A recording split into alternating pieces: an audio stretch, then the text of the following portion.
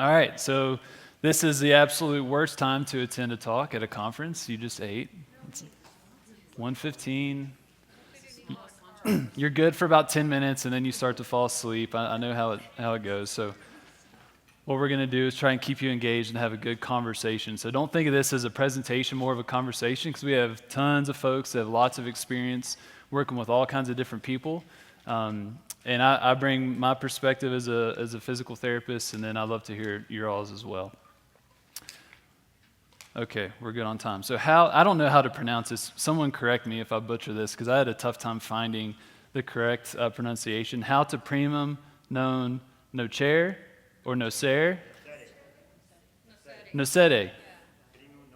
Okay, I'm going to butcher it every time, so you all know what I mean. But it means first, do no harm. We're going to talk about that concept. So a little bit about me. The beautiful thing about speaking at this conference is hardly anybody knows who I am, which is a great place to be as a speaker. So I'm a home health physical therapist in Lexington, Kentucky. So I work with people that are considered to be homebound. So they have a considerable and taxing effort to leave their home, is what Medicare would say. But I have a background in fitness in terms of, not anymore, but I have my CSCS, RKC, which is a kettlebell certification, and the CrossFit Level 1 certification. So I kind of had my feet kind of in both areas, and I've really enjoyed kind of getting the different perspectives that brings. I also run Jaros Health, which is a podcast and a community, a big Facebook group of a lot of different healthcare professionals, that people that are like you all, that just want to better serve older adults. So that's been a really great resource for me and many others. So today's talk, want to highlight that website, jaroshealth.com/FAI. You can download the PDF slides, and I'm going to be referencing some different links and studies and whatnot. The links are going to be on that page, and I'll keep that up indefinitely in tomorrow's talk as well, which will be somewhat related to this. We'll have the resources as well. Encourage you all, if you are on Twitter, which I know, are you tweeting right now? I'm going to. Okay, I like it. Twitter, Instagram, Facebook, please tag Jaros Health. What's the hashtag for the conference? FAI 2019. FAS 2019. Use that. I love these conferences because we get to make some noise, especially with a lot of our peers, and heavily influence how they perceive working with older adults, because in my world, everyone wants to work with the collegiate athlete or the high school athlete or the younger individuals, and I'm trying to really get people to think differently about working with this demographic. So social media is a great way to do that. So tag @Jaros Health and then hashtag FAS2019. So our goal today is to become comfortable with those that make you uncomfortable. I think of the people, this has happened several times in my short career, but raise your hand if you agree. There have been several people where I literally thought if I loaded them with one more pound on a goblet kettlebell squat, I was going to kill them. Literally, they were going to stroke out right in front of me. They were going to, break a boat, or I was literally going to hurt someone. And that creates a lot of fear that influences what we may do with our patients or our clients, or what we may not do with our patients or our clients. So I want us as a group to become comfortable with those folks that really make us uncomfortable when we walk into that room or they walk into our fitness facility, that we think, oh my gosh, okay, this may be a little risky. So what to expect? We're going to look at primum non nocere. Okay, all right. You're the linguist in here. So we're going to do that. We're going to talk about screening. We're going to talk about program development. Not really the nuts and bolts of developing programs, because there's so many resources to talk about numbers and percentages of working off a 1-rep max and all that fun stuff that we love to geek about. We're going to talk about more of the subtleties and the nuances of developing a program. Then assessing your client's response to your interventions, which is very important. And then talk a little bit about scaling, and we'll probably have some fun and move around a little bit at the end, if you all didn't need a heavy lunch. Okay, so first, do no harm. Any physicians in the room? By chance? I bet there's a physician in this conference, and they had to do an oath, the Hippocratic Oath, which that first do no harm is not found in the Hippocratic Oath, but first do no harm has kind of seeped its way, especially into the medical world. when we look at people in the hospital type settings. First, do no harm is something that you'll hear a lot about. And then when physicians go through that white coat ceremony, they do put one hand here to abstain from doing harm. That's something that is very, very important in medical training. But why do we need that? Why do we need physicians to actually take an oath to say they're not going to hurt people? Because they hurt people. It's not that common, but this term iatrogenesis, has anyone heard of this term, or iatrogenic causes, is when, from the Greek, it's brought forth by the healer. Or, as I've heard in other places, when helping hurts. When you're trying to help someone, but you end up hurting them. So this refers to any adverse effects on a person resulting from any activity from a healthcare professional promoting products or services beneficial to health. So that's when I'm trying to help someone, but I end up hurting them instead. And this mainly speaks to the medical world, but I would say me as a physical therapist, fitness professionals, whoever's in this room, this applies to us as well, that there may be some inherent risk to where we could harm someone with our interventions, and we want to make sure that we don't do that. But some common causes that are seen in the medical world, and I'm sure you all have heard your horror stories, where someone may go in for a right knee replacement, for example, and someone takes their Sharpie and they get a little crazy, and the surgeon ends up doing the left knee. Or they're operating and someone happens to leave the cotton gauze in the actual knee capsule, or maybe even a pair of scissors. I don't know. There's all kinds of stuff that can be left behind in surgery that has issues down the road, like infection, that even though that medical team was trying to help, they ended up hurting. That's an iatrogenic cause. This lovely wound is MRSA. Has anyone heard of MRSA before? That is the vein of my existence. I've had so many of my patients, especially during the winter in Kentucky, a lot of people may get sick, they may get pneumonia. They'll go into the hospital where they only have one specific deficit, and then when they're discharged home, boom, they have about 2 or 3 extra diagnoses that were induced from being in the hospital, especially for a long period of time. Infections are just one example. Deconditioning would be another one. This is a big one, polypharmacy. Who is seeing people that has more than 5 medications on their list? It's a big deal. And these have serious side effects that impacts function, impacts performance on some of the balance interventions that you're trying to perform. And this is something that is often brought on by, I wouldn't say one particular healthcare provider, but it's usually several that aren't communicating very well about updating the medication list. So these things are pretty common problems. But first, do no harm. Is that actually something to strive for? And I'm going to focus on the first. Do we want to emphasize and put do no harm at the very top of our priority list as movement professionals, as healthcare professionals? And I love this, the letter to the editor. This was back in 2001. This is a pretty big journal, the American Family Physician. So most primary care docs, if they're a member of that organization, they're going to get this sent to them. And they really challenged that notion, that common theme of first, do no harm. And I'm just going to read this verbatim. The emphasis on helping seems to have been superseded by a more modern notion of avoiding harm. This notion seems influenced by an idealistic, even unrealistic sense of attaining desirable outcomes while avoiding any risk of harm. Shelton, who wrote this, has recently lamented the harm of doing no harm and acknowledges how this concept can actually tie a physician's hands or a physical therapist's hands or a fitness professional's hands. It would be better to embrace the meaning of the original text, which seems to say, try to help your patients or clients when you can, and when you can't, at least try to not make things worse. All that boils down to is everything that we do as movement-based professionals has some risk involved. We could potentially cause harm in some way, shape, or form. Our goal is to not primarily do no harm. Our goal is that the rewards far outweigh the risks. There's always going to be some risk involved. We want the rewards to outweigh that. So we're going to pull an audible. We're going to change the name of this talk to how to help your clients when you can, and when you can't, at least not make things worse. All right? We don't want to make things worse. And I think this is very important, especially whenever we start to talk about strength training, about loading older adults. The risk versus reward equation is something we have to heavily consider. And a lot of times we don't have a lot of objective data, a lot of objective information, and you lean on your experience and hopefully, make a good decision. We'll talk more about that in a little bit. So now let's go on to screening. So when you all get a client for the first time, are you all doing any types of screens or tests with them? Raise your hand if you are. Awesome.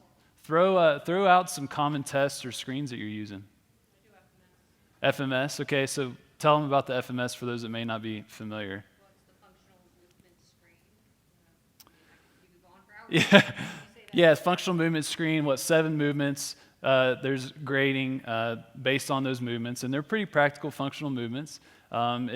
FMS claims to be predictive of injury in certain populations, which I don't know about that. That's very questionable, but it gives you a good idea of how people are moving when they come to you. Any other ones that you all leverage? Well, I use our own, like a push-pull, Yeah. squat, lunge, hinge, Okay. rotation, anti-rotation. Okay, so So it's a little workout. Yeah. Through all those movements, modifiable or not, we try to analyze how the person is. Right. And a lot of those movements are what Cody mentioned this morning at the 11 o'clock sessions, those fundamental human movements, taking a look at those. Any other ones that are a little different? We use the senior fitness test. Yep. The new mobility matters assessment. Okay. And we use the short form health survey. Okay. And confidence scale and balance. The ABC, the Activities and Balance Confidence Scale. Generated health style questionnaire we developed. Awesome. Yeah, so all this is great stuff. What I love about working with older adults, especially in the PT world, and especially because I work with a lot of health insurances, and if I want to get paid for something that I do, I have to justify it with some type of evidence.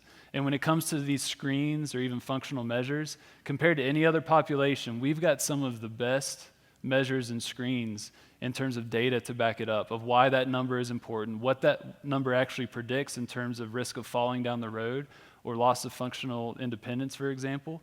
So we have a lot of screens that at our dispense, and I know it's going to be different for each person in here, but I want you to think critically about what you are screening for, and we're going to go through this.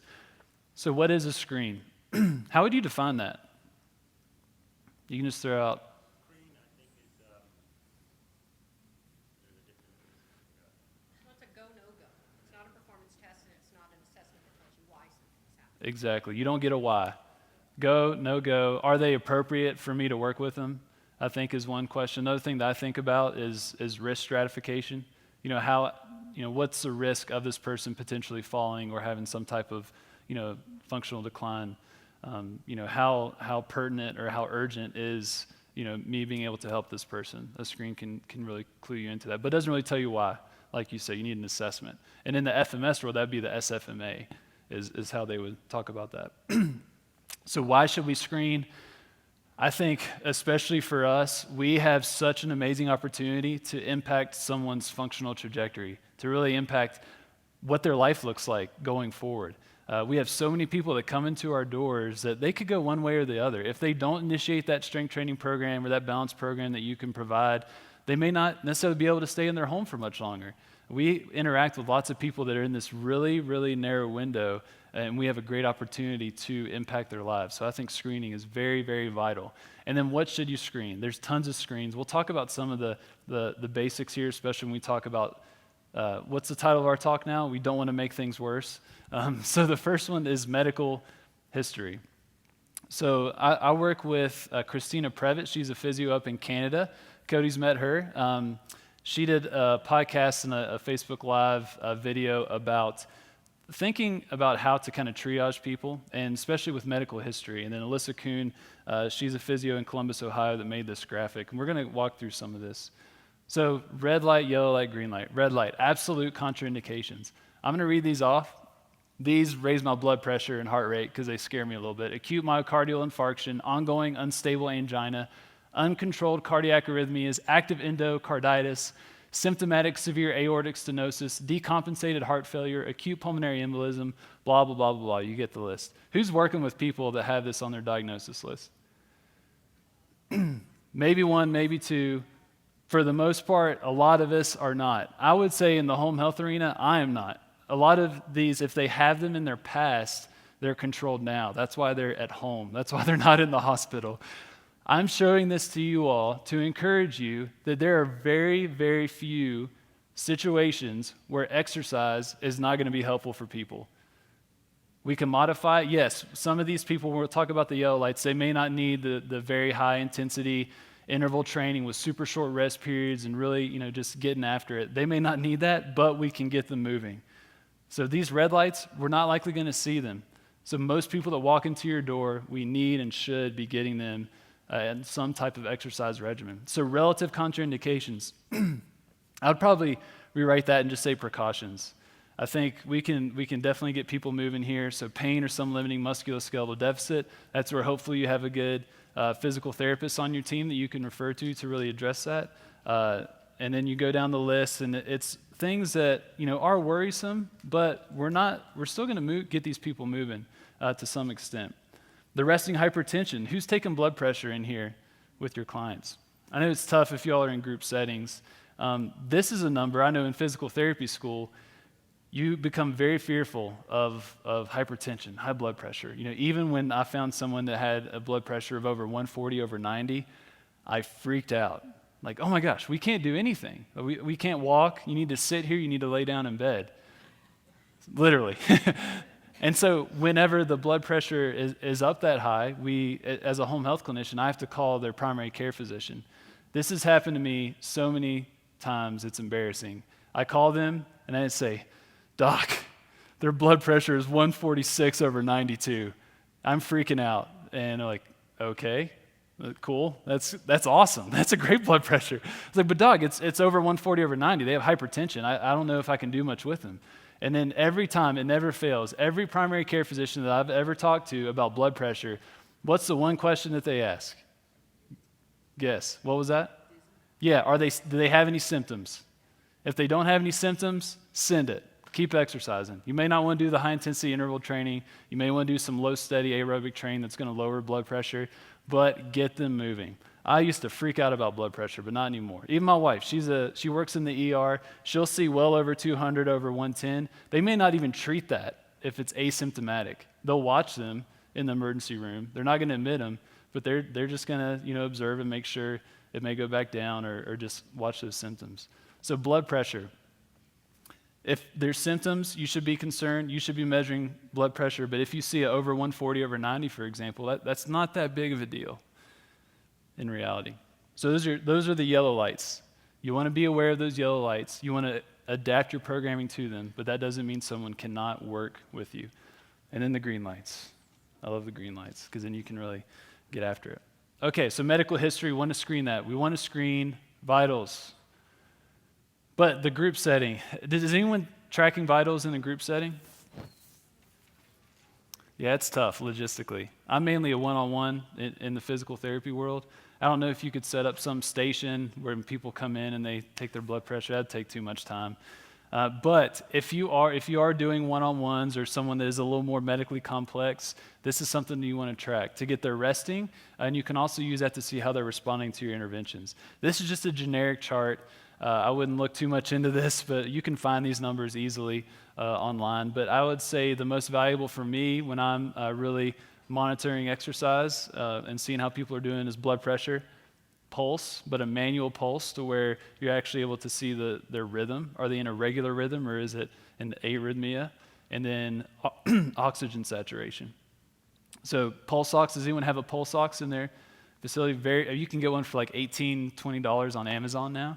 That will tell you, the oxygen saturation also give you the heart rate as well. Very, very valuable tool to have and very cheap. But the big thing with blood pressure with a lot of folks, especially if they're on lots of medications, polypharmacy is a big deal, is the orthostatic hypotension.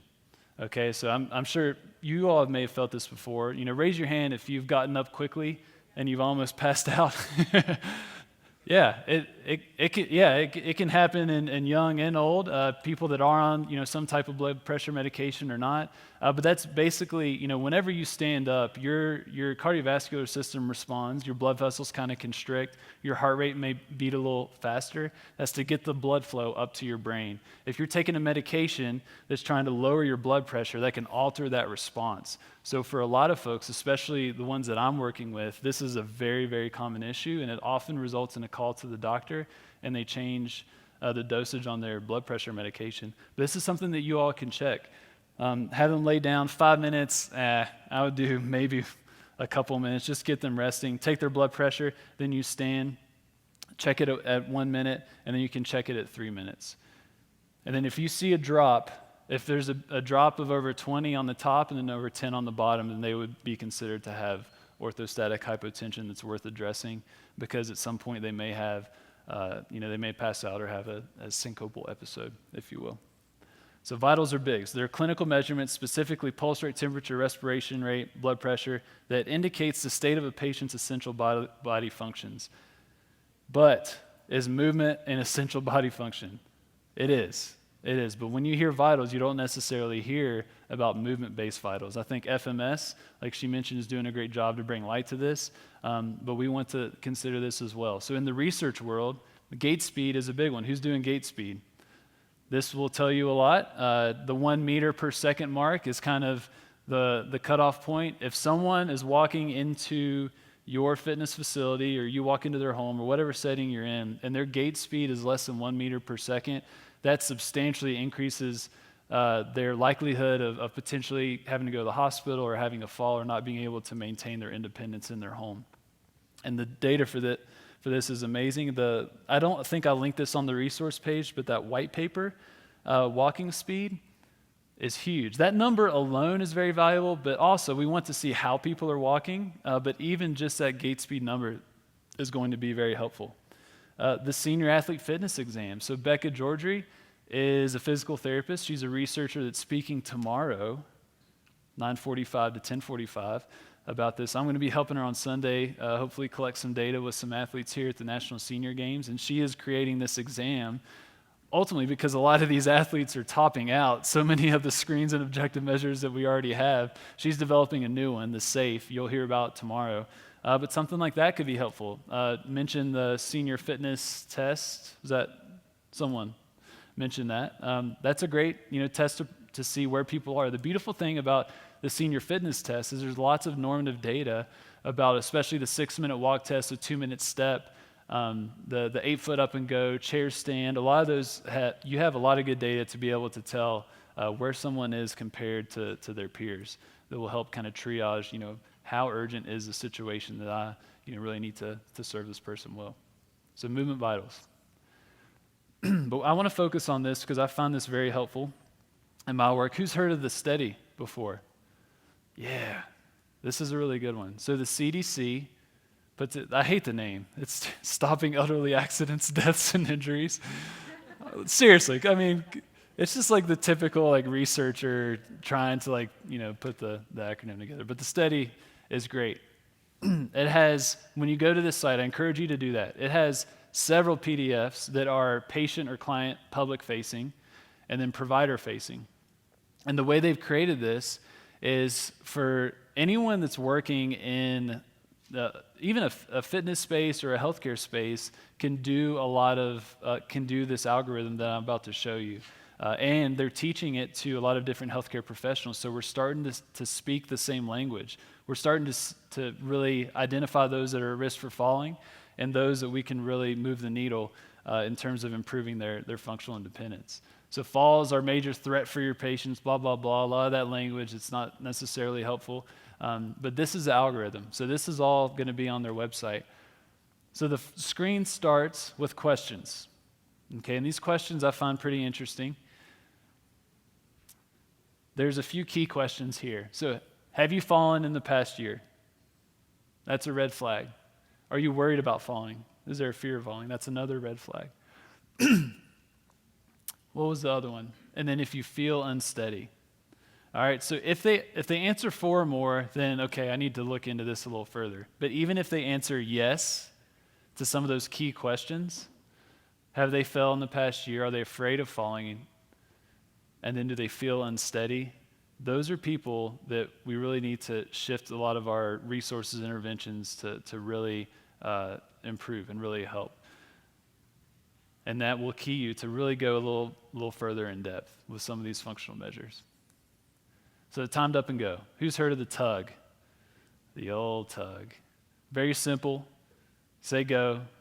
They walk 10 feet, turn around, come back and sit. I would say the tug in and of itself, it's a good measure. I'm a big fan of the dual task tug, where you add in that cognitive component, and then you see their numbers increase substantially in terms of it becomes much more difficult for them to perform that tug. But a standard tug is great. If it takes them more than 12 seconds, then based on the data, they're at a pretty high risk of falling, and those are people you really want to make sure that you really focus on improving that score, but their functional independence. The 30-second chair stand test. This is a great one. Who does this or the 5 times? Yeah, 5 times sit to stand. You'll see that a lot. This one will give you a lot of quantitative data in terms of how they perform compared to their peers, but also just to see how they're performing a squat, how they're getting up off a chair, which is a big part of a good quality of life. But this test, we say it so nonchalantly, is very hard. 30 seconds max output of standing and sitting down is not easy whatsoever. And I think about a lot of the patients that I work with, where I may perform 3 or 4 functional measures in a row, and I'll throw in the 30-second chair stand, and then I may try and go right into the the SPPB, the short physical performance battery. That may not be very fair to them, because it really takes a lot out of you. So I feel like we should do it right now, just so we have an idea of what it feels like. We got to work that lunch off. All right, so just scoot back, use your chair. I want you to feel what this is like, because I don't know about you all, but there's so many things that I have my patients do that I don't do myself, which is a big disservice to them. Okay, 30 seconds. So here's how it goes. When I say go, that's when I start the timer, and you count every time you come up. And if they get over, if they get over halfway, then you count that as a stand. Okay? Do we have any good music on cue? Like some get people jacked up for 30 seconds? Sorry, I'm completely I didn't say this to him before the talk, so I'm catching him off guard here. Your choice. All right. Oh, yeah. Okay. 30 seconds, up and down, as many times as you can. Ready, set, go.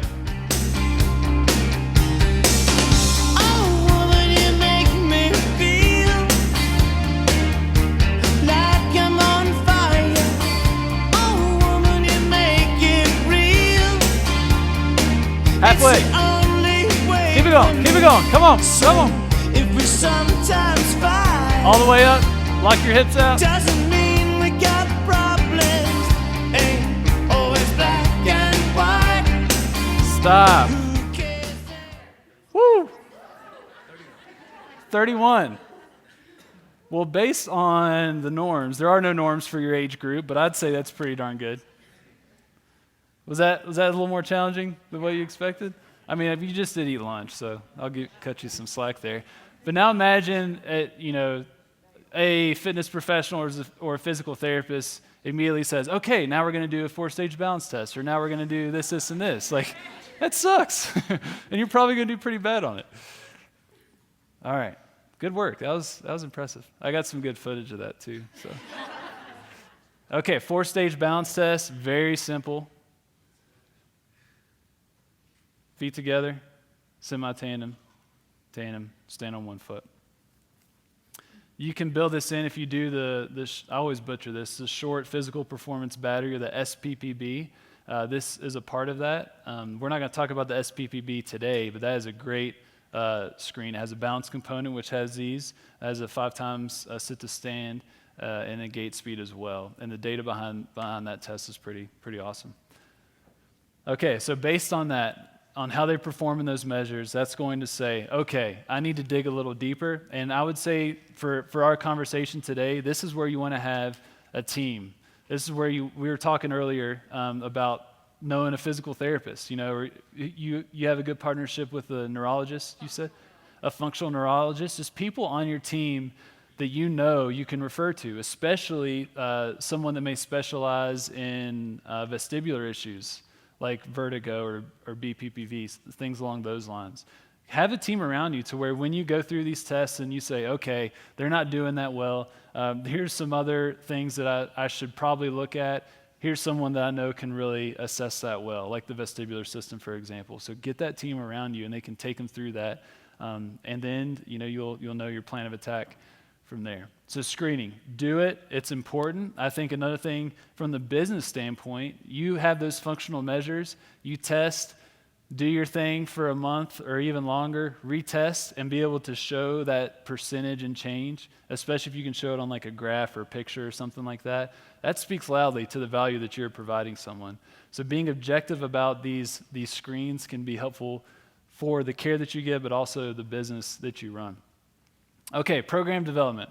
We're not going to talk numbers here. We're going to talk about board games. Who's played Risk? Yeah, that's a special type of person that plays. Settlers of Catan is usually more popular. No? Okay. Yeah? All right. Risk is like you got a case of beer, 8 hours, like you're committed to it. But I love the game because you're always calculating what are you willing to risk or give up to get that piece of land, to get the reward that you're going for. And I view program development the same, or my plan of care is what I'd say in the physical therapy world. It's like a game of risk, but I want my rewards to outweigh the risk, but it's something that I'm always thinking about. But I'm going to share a common story that I work with that you all probably will have heard as well. This is Gary. It's not really Gary, it's just a Google image. But let's say Gary has back pain. Gary goes to see his doctor. Gary's doctor says, okay, here's some medications. See if this works. It doesn't work. He comes back probably 6 to 8 weeks. So the back pain's relatively chronic now. Okay, we'll try some conservative treatment. Go to physical therapy. He comes to physical therapy, and then we do our thing. Hopefully, we're able to improve. And then, let's make sure. Over time, Gary gets better. Gary, his pain is gone. He doesn't have his radiating symptoms down his leg. He's able to kind of get around and do the things that he did before. And from the physical therapy standpoint, especially an outpatient, that's the point where we say, see ya. You don't have any symptoms, you're pain-free, well, you're back to normal. You're good. But Gary goes home, and then he has to do laundry. Laundry's been piling up. He hasn't been bending over because his back hurts. And he can't do the laundry. He can't pick up a freaking laundry basket. And he has to get the help of his kids.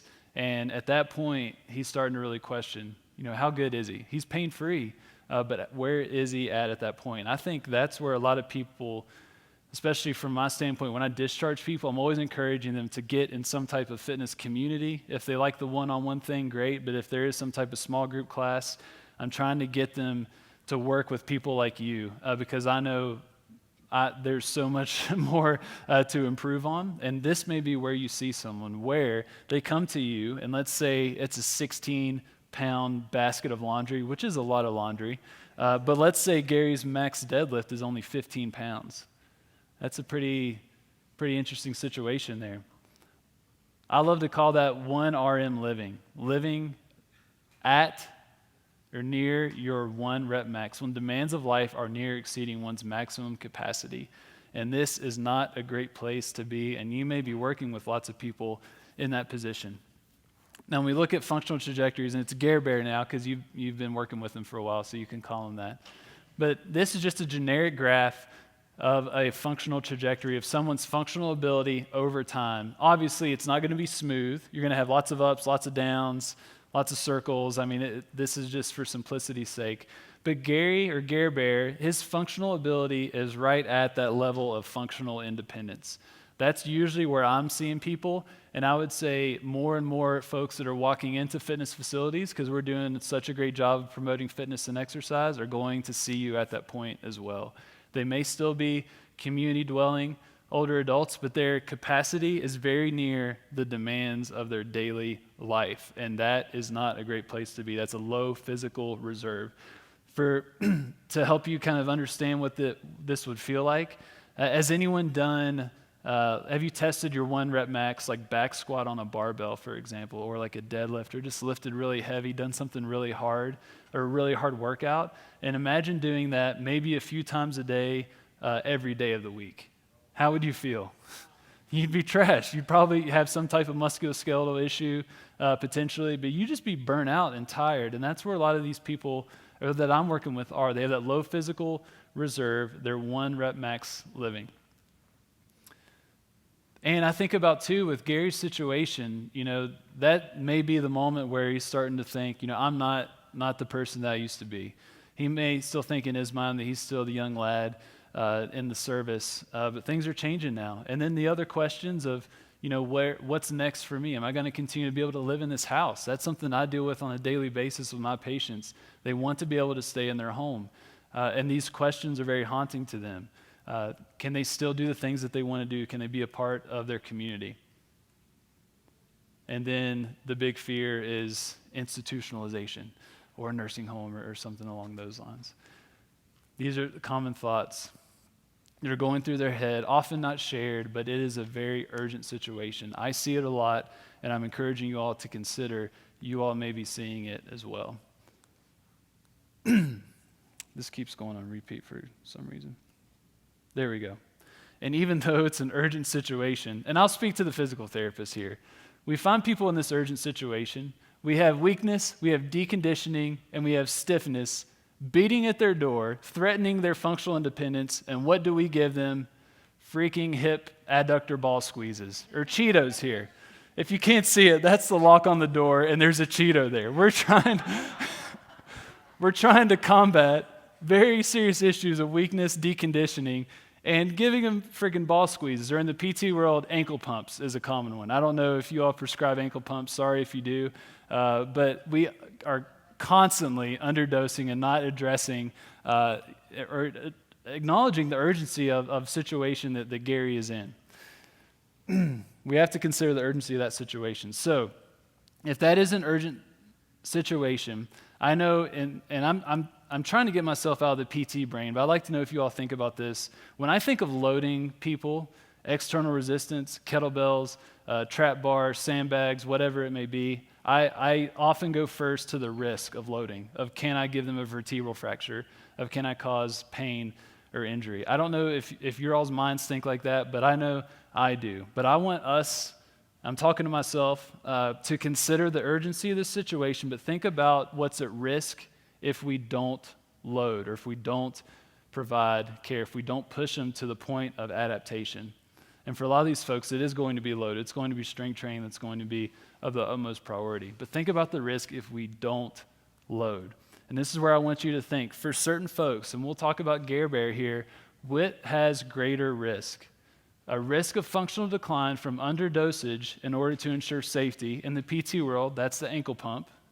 Okay? Ankle pump, it's right there. Yeah, working it. Or the risk of perceived threat of injury from performing a dangerous exercise. And in the PT world, we would say a deadlift for older adults, no go. You don't do deadlifts for older adults. They can get vertebral compression fractures. It's not worth it. Which has greater risk? There's not an answer to that question, but there is an answer for each individual client that you're working with. There's risk in underdosage. We don't want to waste time. So how we like to think about, when I say we, Christina Previtt, the PT or physio up in Canada, we teach a course called Modern Management of the Older Adult, and we talk a lot about this, and we talk about the quadrant. This is nothing crazy, but just thinking about risk versus reward. You have risk on the Y, reward on the X. So we have high risk, low reward exercises. To the right, we have high risk, high reward. This laser isn't working. Then bottom left, low risk, low reward, low risk, high reward. You get the gist of that. So for Gare Bear, I would say an ankle pump is a high risk exercise with a very low reward. And the high risk is the sequelae of not dosing appropriately and him continuing to go down that spiral of functional decline. That's a risky exercise to be prescribing for him. Now, for some people, like if I am working, I have a lot of people that may have had a stroke maybe 20 years ago, and they, are bed bound. An ankle pump's great. I mean, it prevents a lot of skin breakdown. It gets the blood flowing. I love ankle pumps for those types of people. That is a low risk, high reward exercise. You all probably aren't going to be seeing anyone that deserves an ankle pump, though. I would say it'd be fair to say that. Now, a trap bar deadlift. Let's say you're working with someone that may have osteoporosis, for example. Their bones are not the strongest. A deadlift, I would not say it's completely contraindicated, but it may be a high risk but a high reward exercise. If they've got great mechanics, and if you use a trap bar, for example, which makes the deadlift a little more squatty, and you load the anterior chain a little bit more, fine, that's great. But it may have some risk. We got someone confirming biases back there. I like it. But then, there are folks where, their mechanics are great, bone health is great. Let's load them up. Low risk, high reward. Let's do some deadlifts, conventional, trap bar, whatever. So that's a quadrant. That's how I like to think about program development, about exercises, and just rethink risk. I think we think about what we could do to that person, but think about the negative sequelae if we don't do, the thing that we know can really help people, and that's to improve function. So some key concepts, though, in terms of program development, especially with people like Gare Bear, is load early and often. If the situation is urgent, we don't want to waste time. And what I love, the reason I fell in love with working with older adults, because I was working with collegiate athletes, is I could get a greater percentage gain in a shorter period of time with older adults than I could collegiate athletes. Because many of the folks I work with, they probably don't exercise, they may never have. And man, if you start to load up a squat or a deadlift pattern, they get strong really quickly. Granted, it's a lot of neuromuscular adaptation, but loading early and often, they will respond. Most people are going to respond really quickly, and we don't want to waste time. We want to get the early W, though. And this is something that I struggle with, especially coming out of school, is I would want to load them up. I would want to do a squat or a deadlift or something along those lines. And they didn't really want to. They didn't enjoy it. It wasn't a great experience. They probably had a lot of muscle soreness afterwards.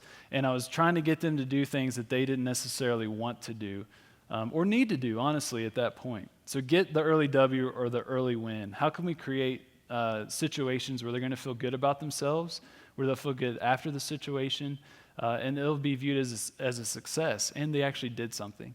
So get the early W. I can't tell you how many, especially in the PT world, especially in the balance, when we're trying to work on people's balance, we'll put them in these situations where they're going to fail every time. Granted, you want them to be on that edge of failure if you're trying to improve someone's balance, but almost humiliating people in the big kind of physical therapy gym.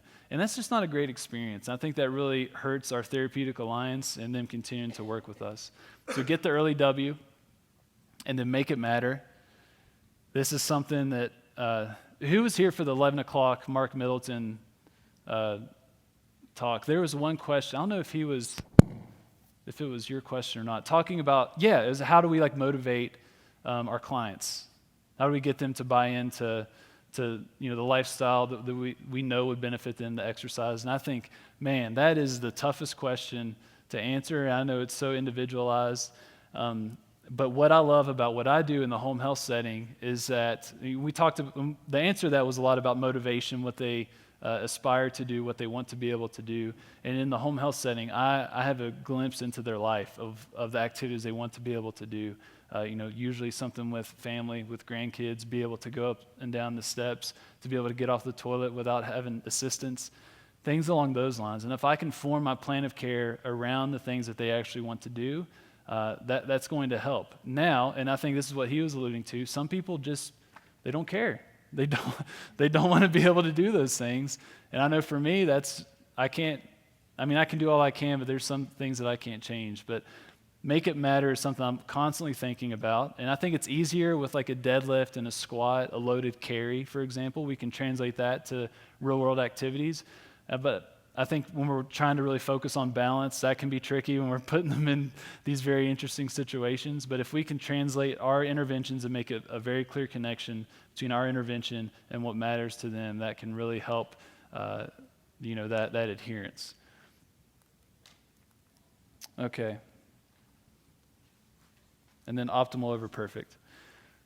This is more of my issue, especially coming from more of kind of in the collegiate athletic younger crowd, to where you really dial in on that form, especially a squat and a deadlift before we would load. And if we did have them under load, any bit of knee valgus or any change in spinal position, I was on them like a hawk. But I think we need to go for optimal, not necessarily perfect, because many of our folks don't necessarily have the available range of motion to perform an optimal movement, whatever optimal may be. But we do have some general principles for squat and the deadlift. But let's take the deadlift, for example. A lot of people have mechanical kyphosis that they're not going to be able to keep a straight spine. So does that mean we shouldn't deadlift? Not necessarily. The biggest issue with a deadlift is if you change your spinal position under load. So if someone has some type of rounding of the back or kyphosis, that's okay, but I shouldn't expect them to have that perfect straight up and down posture when performing that movement. So we're looking for optimal within their given range of motion over perfect. Sorry about that. I'm not sure the sequencing here. Okay, so program development. The big thing from that was risk. I really want you all to think about that. Reframing risk. Okay, assessing your client's response to your interventions. 23 minutes left. Y'all are doing great. All right, so I'm going to share an embarrassing story because I don't know anyone in this room, so I don't care at all. So anyone heard of Romney, West Virginia? Really? So I'm a West Virginia boy, and I was working at a nursing home. How do you know Romney? I was born in Kaiser. Oh, yeah, okay. Yeah, so I was doing Romney and Kaiser with Genesis. It was a skilled nursing facility. So I was in an outpatient clinic. This is the first time I worked in that setting, and I am heavily biased towards strength training of loading people. I loved a good kettlebell. And this was like the first week I was working in Romney, West Virginia, a skilled nursing facility. And I was taking over for this therapist. And I looked at the exercise they've been doing, didn't really see how they correlated to what that person wanted. They weren't necessarily going to correlate to, real world function, just kind of a bunch of random seated exercises. And this person could stand. So all right, let's do some sit to stands. We do sit to stands on the therapy table. It's an elevated surface. And all right, you're doing awesome. Let's load it up. So I got a little dumbbell. It was 2 or 3 pounds. She held it kind of in that front rack position. She did great. It's man, this is going awesome. So let's go heavier. So I give her a 5-pound weight, and she knocked out a set. It was 8. And then we had a 7 or 8 pounder, and then we did a couple sets of that. This is the first day that I saw this person. They had been doing seated Therex, and they didn't even have TheraBand or any type of resistance. So I felt great. They were really encouraged. I go home, come back the next day. She's the first one on my caseload. 7:30 a.m., I go in the room, open the door. She's not there. So usually in the nursing home, it's usually another discipline got to them before you did because you're competing with speech therapy and occupational therapy. So I go to the gym. I didn't see her in the gym. Then I go to the nurse's station. They said she's in the hospital. And that's the moment where you're oh, shit, what did I do to this person? I killed her. And they didn't know why. The nurse that was on over the night wasn't there, and their documentation was terrible, so I couldn't look it up. And then we got word later on that day that she hurt her legs, is all that I heard from the nurse. No medical diagnosis whatsoever. She was just put on observation, comes back later that evening, and I found out that she called 911 herself. Didn't even ring the button for the nurse to come in. Called 911, and this is in Romney is 200-300 people, if that. Everybody knows your name. The EMS comes. She goes to the hospital because her thighs hurt. She thought she broke her femurs, and she had freaking muscle soreness. I sent someone to the emergency department for DOMS. Granted, that was a pretty quick onset. But yeah, assessing response. I thought I was doing a great job. She was giving me a thumbs up. I am bringing this story up because to get a favorable response, we need to have a favorable intensity. And we need to be measuring and assessing intensity in order to be able to really assess response. I thought I was doing great. I started on the response piece, but I did not start on assessing her intensity of what would be appropriate for her at that given situation. I just put pedal to the metal and send her to the hospital. So methods to assess intensity. This is kind of tricky, especially for those in a group setting. In the PT world, we love 1 rep max in the literature, but we never do it. Does anyone use a 1 rep max? for their lifts? Yeah. Hardly anyone that I ever work with that actually works with people does a 1 rep max. But every strength training, like the white paper, Cody mentioned that this morning, the white paper, strength training for older adults, which was written by Dale Avers. It's all 1 rep max based, but we never use that. But there's different ways that we can assess intensity, and we'll go through this relatively quickly due to time. 1 rep max, the gold standard. It is great if you can do some of these lifts, but not very practical. But you can do a sub-max effort. So take this weight, do it as many times as you can, and you can work back from that in terms of predicting their 1 rep max. So I think this is more pertinent to a lot of people that we work with. If you go beyond the 15 rep range, the data gets kind of muddy. So if you stay below the 15 rep range, then you'll be able to relatively calculate that accurately.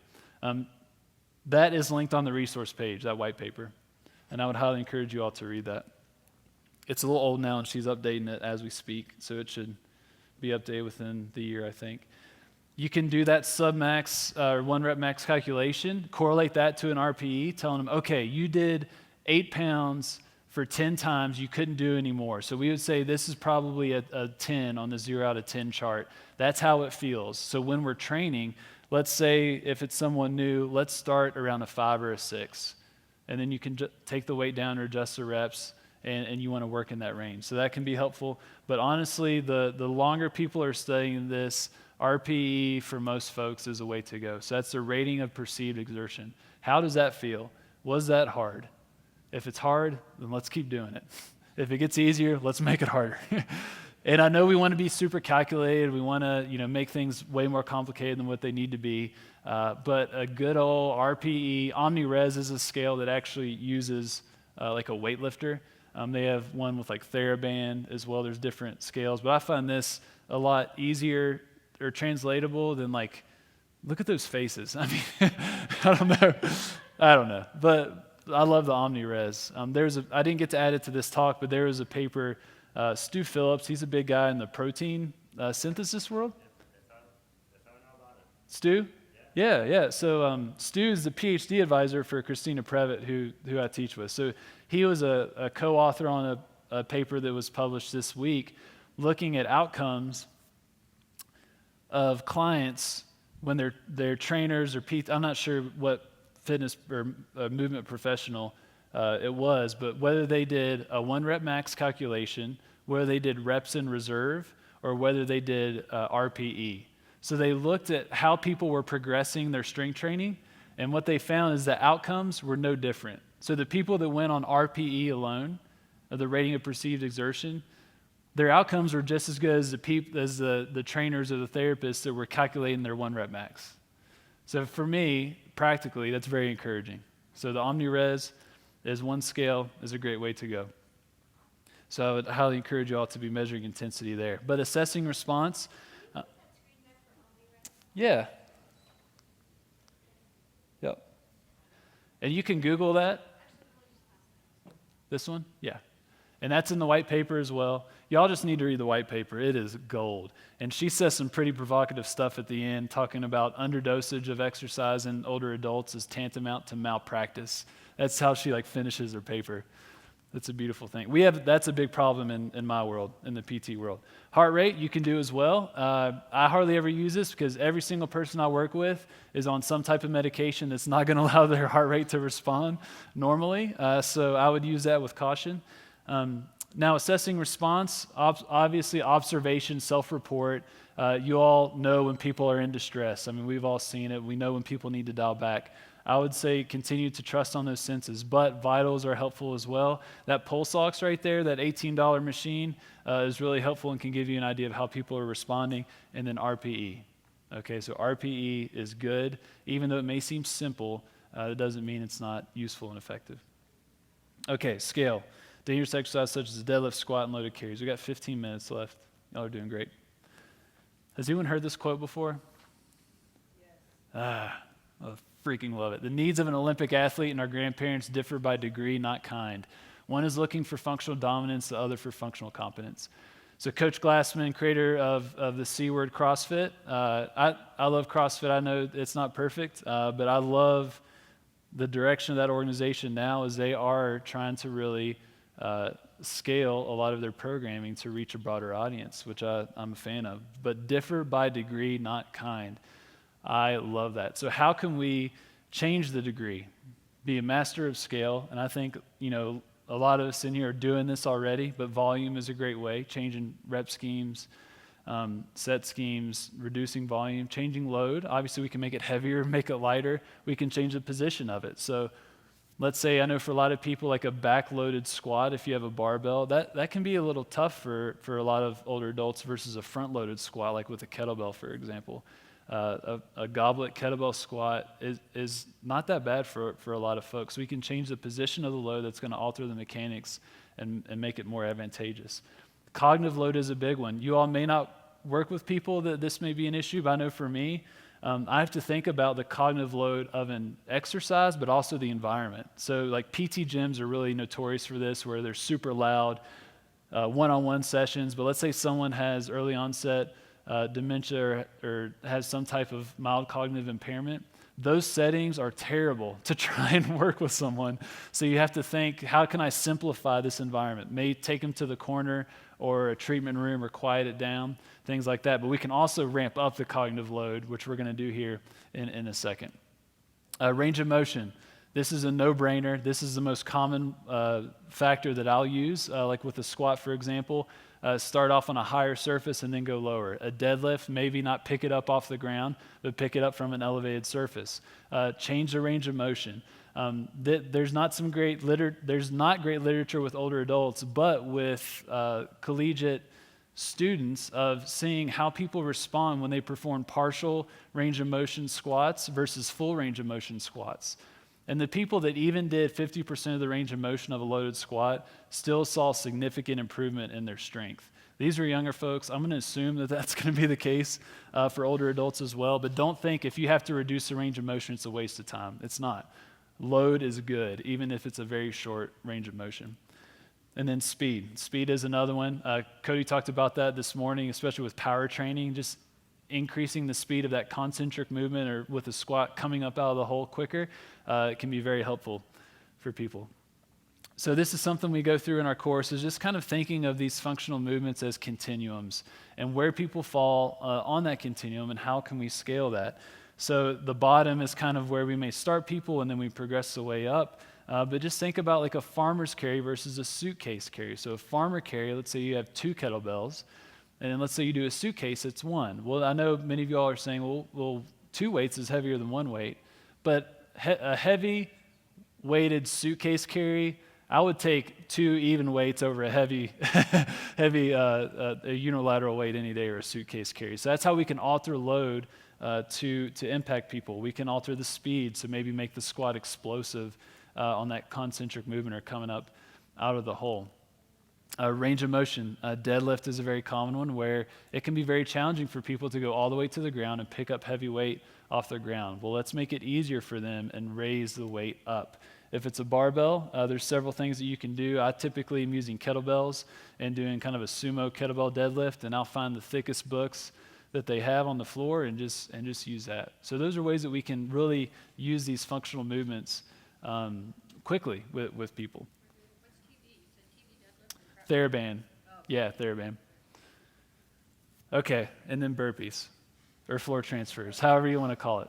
Okay, so we're wrapping up here. Let's move around a little bit. Our lunch is digested. So let's go ahead and stand up. So tomorrow I'm talking about falling in love with the floor, talking about floor transfers and things and fear and lots of different stuff. This is going to be a small component of that. But floor transfers or burpees, if you want to call that, are a very vital skill, but there's some different ways that we can break it down, and we're going to do that now. So you need a chair. I would scoot the chair back, and so you want to be in front of the chair. And then just kind of try and get some space. And if it's cramped, that's okay, because, if people have a fall, it's not always in the most ideal place, and so we can adapt. So let's say if we want to reduce range of motion, let's say someone's very fearful of going down on the ground, we can reduce the range of motion just by doing a simple step back, for example, or even going to a half kneeling position. So face your chair. Let's just do a little half kneel. Go down, come up, reducing range of motion. See how that feels? feels like. All right. Yeah, just work it out a little bit. Okay, well, what if we want to alter the load? We'll take a hand away. Just do a lunge. Okay. All right, we're moving here. We're moving. All right, what if we want to increase the range of motion? All right, well, let's go all the way to the ground. All right, so just do the kneel. Just kneel, kind of get down, go all the way to your belly, come up, spread out if you need to. Yep. All the way down. Do it again, do it a different way. Maybe step back with a different foot. We're just progressing here. We're scaling burpees. Okay, all right. So now you all are looking pretty good. We may want to spread out a little bit more for this next one. Yeah. So let's do a little burpee. Let's just squat down, get your hands on the ground, and maybe kind of walk your feet back, and then come up, and then bring your feet back forward and stand up. Maybe do a couple. Don't puke your lunch. Okay. All right, now let's do a quicker burpee. All right, so if you all haven't done, I guess I could be up here, huh? Yeah, good music. So we're not going to do as fast as you can, but hands down, jump your feet back, come down, come back up. All right, so we've increased the range of motion. We've increased the speed. Let's increase the speed a little bit more. So let's do 3 in a row as quick as you can. Come up.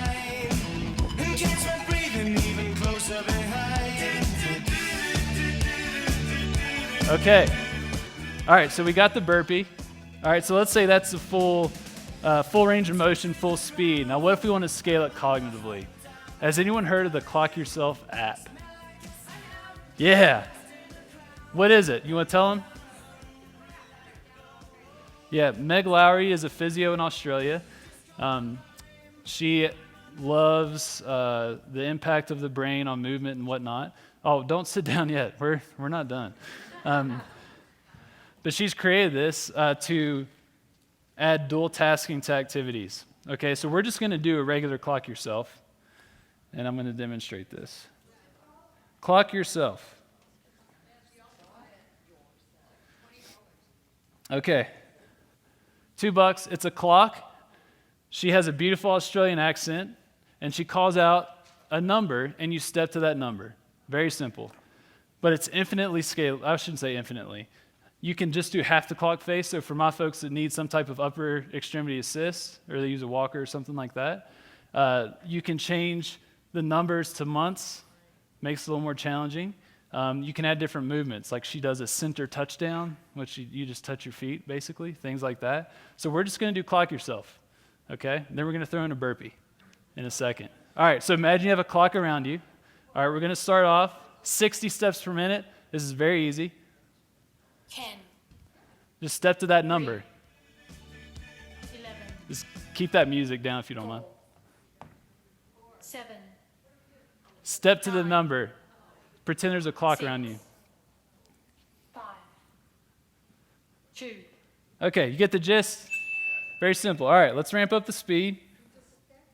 You just step. You just step. What's that? Well, right now we're doing 1, but you could jump. I mean, I'm just orienting you to this so we can make it really difficult in a second. All right, 90 steps per minute.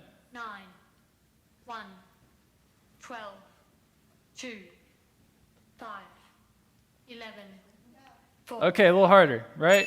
Okay, 120 steps per minute. Yeah.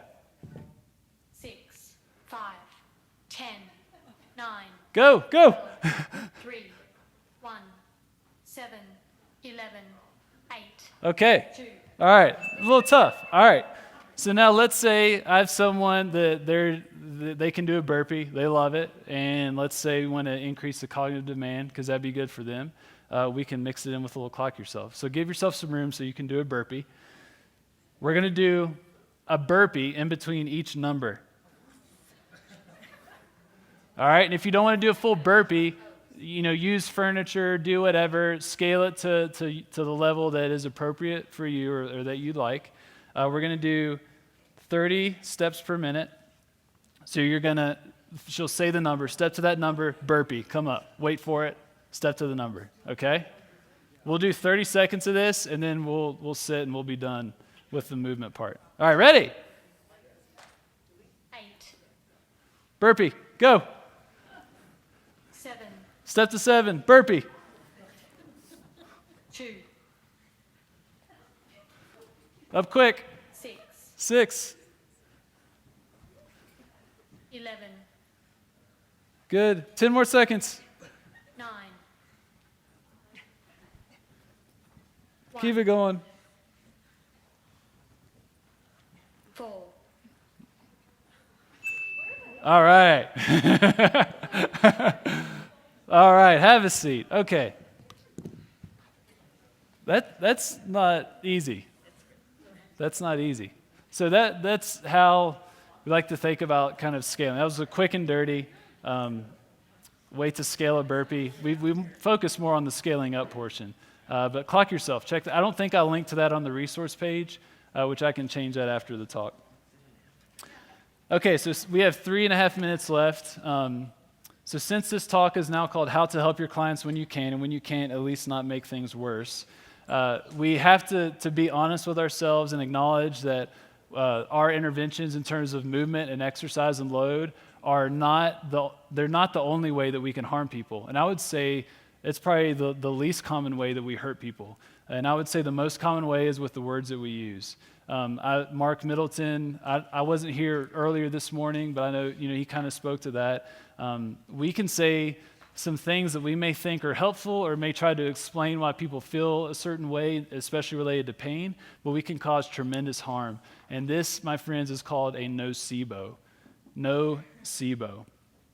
Not a placebo, where we get a favorable response, but a nocebo. And I want to share this video. This has some choice language in it, so excuse me, not the most professional video in the world, but I feel it demonstrates this point really well of how we need to be very, very careful with our words to not make things worse.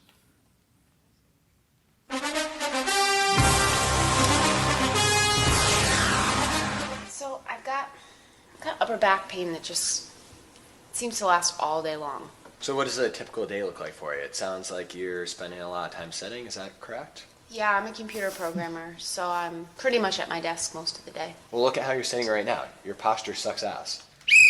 What does all that stuff on the imaging results mean? It means you have the spine of an 80-year-old. Has it been 30 seconds yet? Nope, it's only been 15 seconds. If your core is this weak, no wonder your back hurts. Okay, now raise your leg. Oh, I can't. Just fire your glute. I'm trying. This is why your back hurts. You can't fire your glutes. Yeah. I don't even know where to start here. Your butt's winking at the bottom of the motion. Your knees are going into valgus. This is a train wreck waiting to happen. So every time you squat with shitty form like that, jelly goes out of the discs, you have pain. It's not that complicated. That's a nocebo.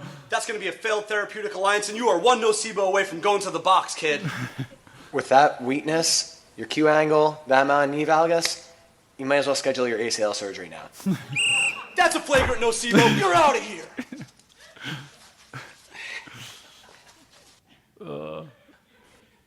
Okay, we get it. Constantly being called out for nocebo this, nocebo that. It's f***ing annoying. But we hope that you'll understand our perspective. We are in the midst of a healthcare epidemic that hinges around these very same narratives that permeate through our cultural models of healthcare. So it's up to us to do better, because we still hear these narratives on a daily basis. Ultimately, we have a ton of compelling evidence and research that shows us not only are a lot of these narratives unsubstantiated, but they can legitimately cause harm in the form of kinesiophobic and fear-avoidant behavior. One of the biggest pieces of backlash that we get is that we're doing all of this calling out, but not providing solutions. All right, but that's we're good. literally why we created a free form. Okay. Level Up Initiative. Check them out. Mainly on Instagram. But my colleague, Justin Dunaway, he teaches.